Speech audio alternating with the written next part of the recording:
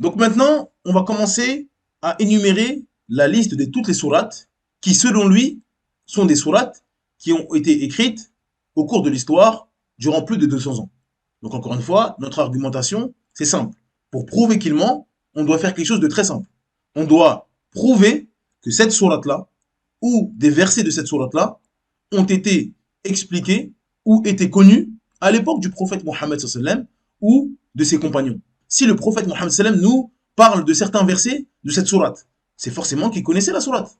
Car ces versets-là ne sont pas censés exister, selon lui.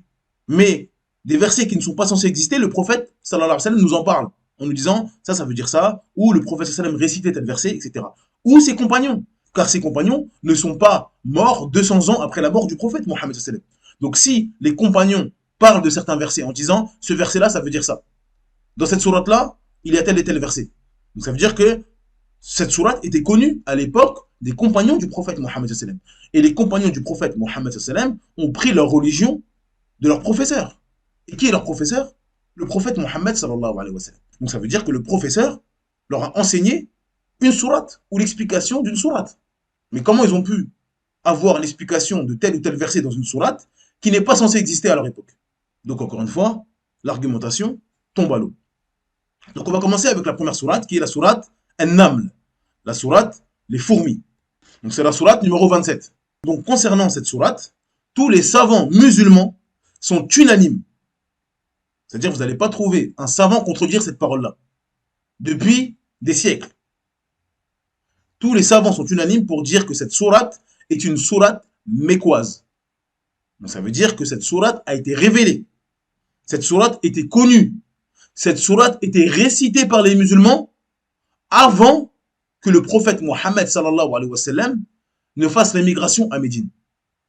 Donc c'est-à-dire dans les 13 premières années de l'avènement du prophète Mohammed sallallahu alayhi wa sallam. Cette sourate a été révélée à cette époque-là. Donc les musulmans connaissaient cette sourate. Mais selon lui, c'est 200 ans après la mort du prophète Mohammed sallallahu alayhi wa sallam qu'un calife a pris une plume et de l'encre et a dit tiens, je vais écrire sourate les fourmis. Je suis inspiré en ce moment. Subhanallah. Allah Azza wa Jal dit وَإِذَا وَقَعَ الْقَوْلُ عَلَيْهِمْ أَخْرَجْنَا لَهُمْ دَابَّةً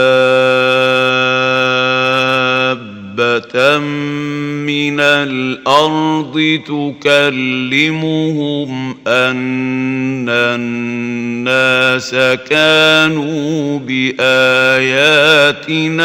لَا يُوقِنُونَ. Dans la sourate 27, au verset 82, d'après la traduction approximative, Allah Azza wa Jal dit « Et quand la parole tombera sur eux, nous leur ferons sortir de terre une bête qui leur parlera. Les gens n'étaient nullement convaincus de la vérité de nos signes. » Ibn Ammar, radiyallahu anhuma, a dit concernant ce verset « Cela arrivera lorsqu'ils ne commanderont plus le bien et ne commanderont plus le mal. » Donc là, nous avons un compagnon du prophète Mohammed sallallahu alayhi wa sallam.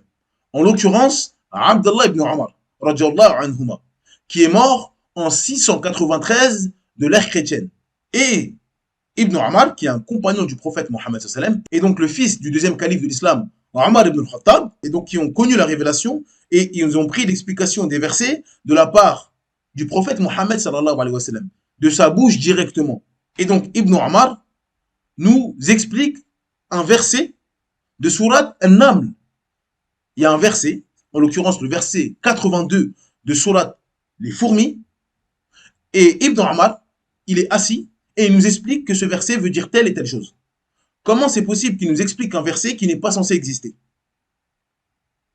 Comment se fait-il qu'il a pu nous expliquer un verset en nous disant ce verset, il veut dire telle et telle chose, alors que ce verset, selon cette personne-là, va être écrit par des califes 200 ans après sa mort?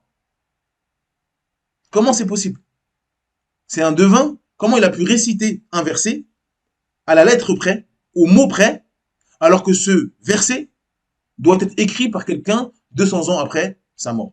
On voit à quel point aujourd'hui ils peuvent tous se permettre des mensonges gros comme une maison, et on va voir des musulmans qui vont être touchés par ça. Ou ça peut leur mettre quelque chose dans le cœur en disant ah, c'est vrai, peut-être qu'il y a des versets qui ont été écrits par des gens 200 ans après la mort du prophète Mohammed sallallahu alayhi wa sallam. Subhanallah.